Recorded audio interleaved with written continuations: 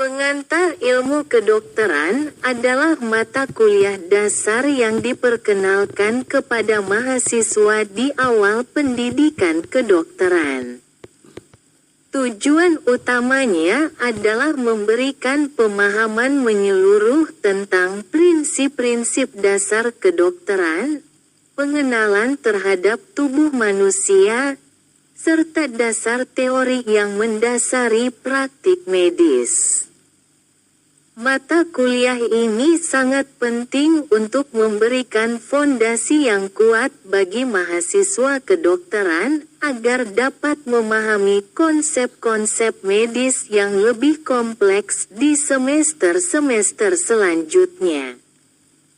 Berikut adalah penjelasan lebih rinci mengenai pengantar ilmu kedokteran yang mencakup komponen dasar, tujuan, ruang lingkup, serta aplikasinya dalam pendidikan kedokteran.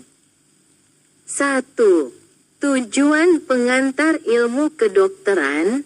Tujuan dari mata kuliah pengantar ilmu kedokteran adalah untuk memperkenalkan mahasiswa kedokteran pada aspek-aspek dasar yang membentuk kerangka pengetahuan medis.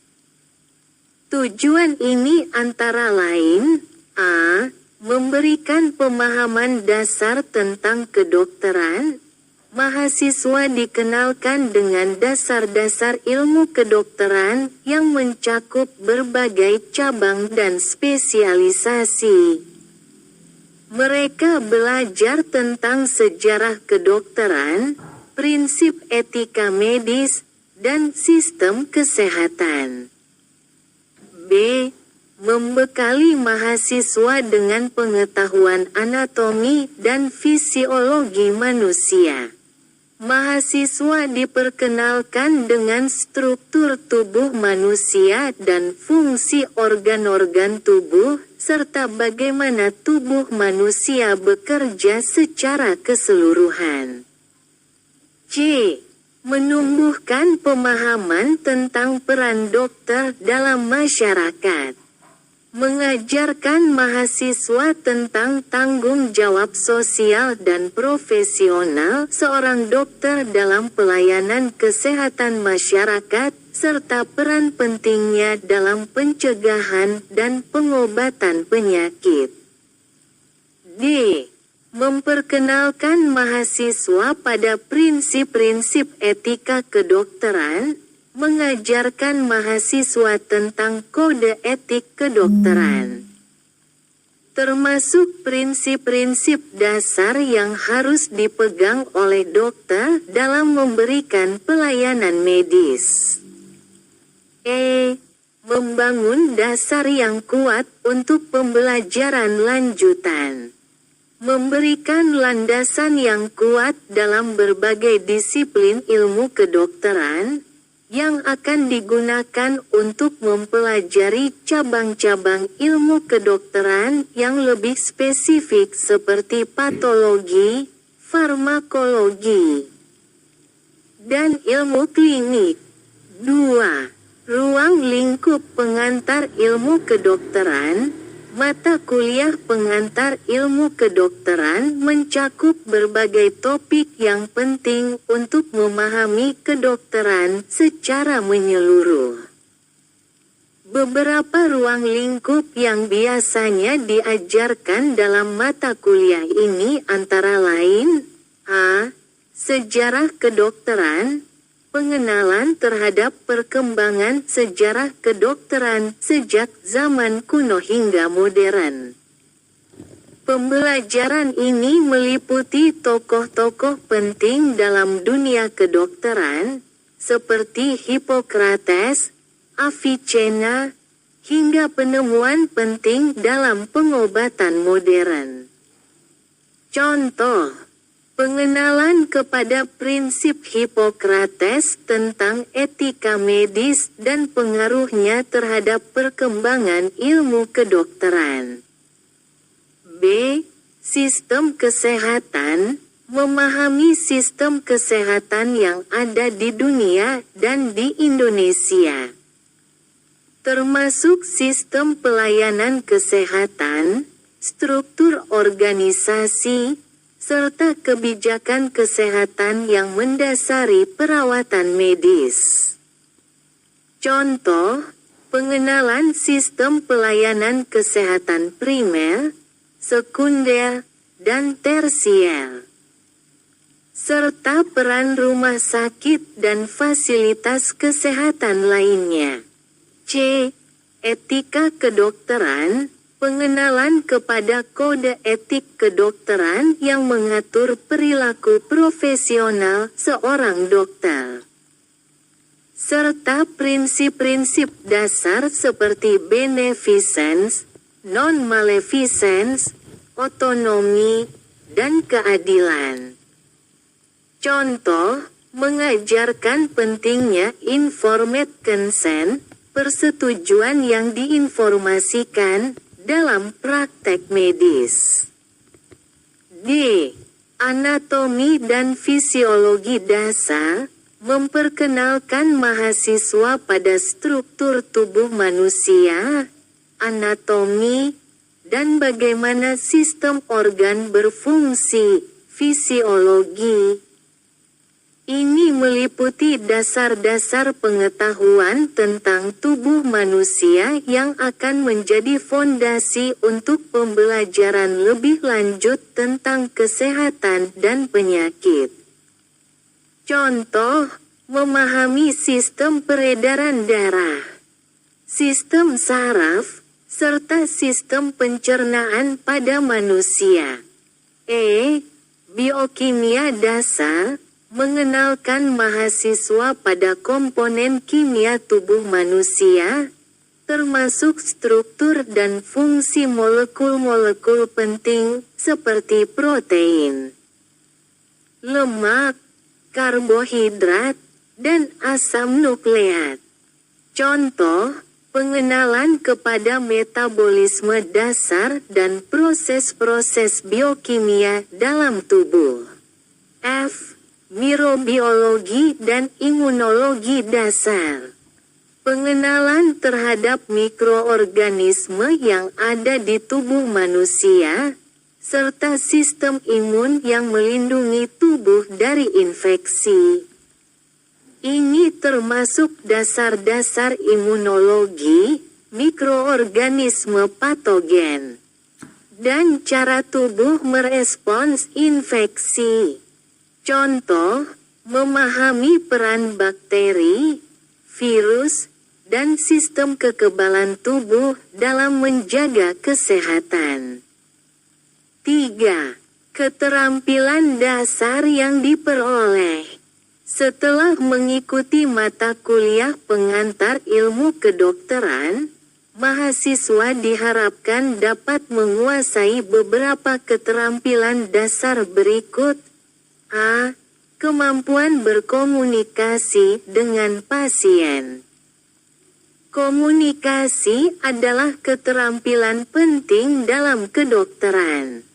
Mahasiswa dilatih untuk dapat berkomunikasi secara efektif dengan pasien, memahami kebutuhan mereka, serta memberikan informasi medis dengan cara yang jelas dan mudah dipahami.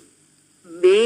Keterampilan observasi dan evaluasi klinis, meski lebih mendalam diajarkan pada tahap pendidikan klinik.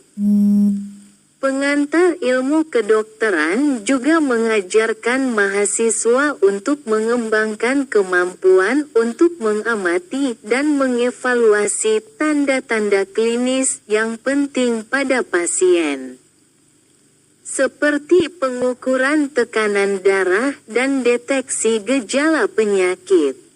C. Kemampuan mengidentifikasi kondisi medis umum. Mahasiswa diharapkan bisa mengenali tanda-tanda penyakit umum, serta memahami dasar-dasar diagnosis dan pengobatan yang akan dijelaskan lebih lanjut di semester berikutnya. D. Penerapan prinsip etika dalam pengambilan keputusan, mahasiswa juga belajar untuk memahami dan menerapkan prinsip etika dalam pengambilan keputusan medis sehari-hari, serta mempertimbangkan faktor sosial dan budaya dalam merawat pasien. 4. Metode pengajaran. Metode pengajaran dalam pengantar ilmu kedokteran sangat bervariasi. Dengan kombinasi antara teori dan praktek, yang meliputi a. kuliah dan diskusi. Kuliah formal dilakukan untuk memberikan pemahaman dasar mengenai teori-teori kedokteran. Diskusi kelompok juga menjadi bagian penting untuk memperdalam pemahaman tentang topik-topik medis. B. Simulasi dan demonstrasi. Simulasi interaktif dan demonstrasi anatomi tubuh manusia dengan model fisik atau virtual, serta penggunaan alat medis dasar, dapat membantu mahasiswa memahami konsep-konsep medis dengan lebih praktis. C. Studi kasus. Studi kasus digunakan untuk membantu mahasiswa berpikir kritis tentang penerapan pengetahuan medis dalam situasi klinis yang nyata. Dalam studi kasus, mahasiswa akan menganalisis gejala pasien dan mencoba untuk merumuskan diagnosis serta rencana pengobatan. D. Praktek langsung. Praktek langsung dengan pengawasan dosen atau instruktur, termasuk pengenalan terhadap alat medis, prosedur dasar, serta interaksi langsung dengan pasien di rumah sakit atau fasilitas kesehatan, akan dilakukan seiring berjalannya waktu. 5. Tantangan dalam pengantar ilmu kedokteran. Beberapa tantangan yang sering dihadapi mahasiswa dalam mata kuliah ini antara lain: a. Keterbatasan waktu untuk menguasai materi. Ilmu kedokteran sangat luas dan berkembang pesat, sehingga membutuhkan waktu dan usaha yang besar untuk menguasai semua materi dasar dengan baik. B. Kesulitan dalam mempelajari anatomi dan fisiologi. Pahami struktur tubuh manusia, organ-organ, serta fungsi sistem tubuh secara rinci dapat menjadi tantangan bagi sebagian mahasiswa. Oleh karena itu, seringkali materi ini membutuhkan banyak latihan visual dan praktik. C. Kompleksitas konsep biokimia dan mikrobiologi. Ilmu biokimia dan mikrobiologi yang mengatur proses-proses dalam tubuh manusia mungkin terasa sulit dipahami pada awalnya, karena materi ini bersifat sangat teknis dan memerlukan pemahaman mendalam. D. Integrasi teori dan praktik.